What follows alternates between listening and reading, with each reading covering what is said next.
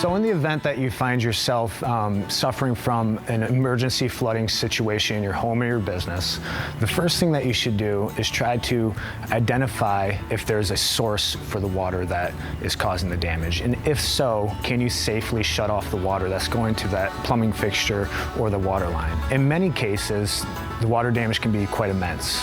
And we could see things from, flooding in a basement with a few inches of water or more. We could see collapsed ceilings with drywall's been saturated from water and it's fallen. So you should make sure that the area where the water damage is occurring is safe to be in. Next, call a professional like us at Camelot Emergency Water Removal, and we'll send a trained expert out to assess all the water damage and come up with a solution to getting everything mitigated and dried out. We can also help you get in touch with a plumber who might be able to make any type of necessary repairs to the plumbing failure, and we can help you discuss things with your insurance company if that's a route that's going to be valuable for you.